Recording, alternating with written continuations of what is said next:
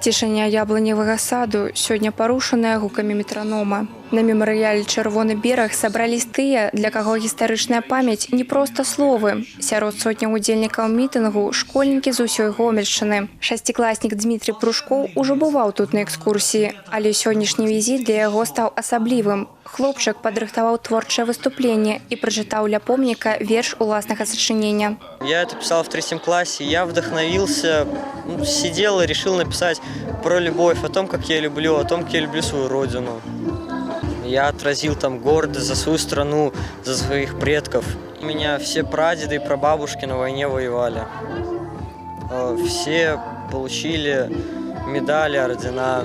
Мемарыял «Чырвоны бераг» – гэта унікальны помнік, аналагаў якому няма. У 1944 годзе тут знаходзіўся донарскі зборны пункт, адкуль фашысты гвалтоўна вывезлі амаль 2000 дзяцей для патрэб вермахта. Кожная дэталь комплексу ад мёртвага класа з 15 белых парт да папяровага карабліка на плошчы сонца прасякнутая болем. Сёння гэта месца прыцягвае людзей з усяго свету. Наши белорусы сюда едут. Едут взрослые, едут дети, едут родители с малышами, бабушки и дедушки привозят своих деток. То сюда едет и огромное количество представителей других государств. В первую очередь в настоящее время это представители Российской Федерации. Практически каждую неделю в обязательном порядке у нас есть представители этого государства. Но и не только. Мы рады абсолютно всем, кто приезжает к нам.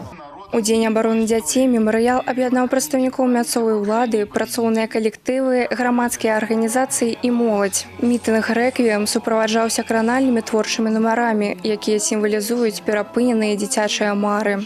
Крайне важно нам помнить те уроки истории, которые прошла наша Беларусь, сделать правильные выводы, сохранить историческую память и передать молодому поколению те заветы, которые нам достались от наших родителей.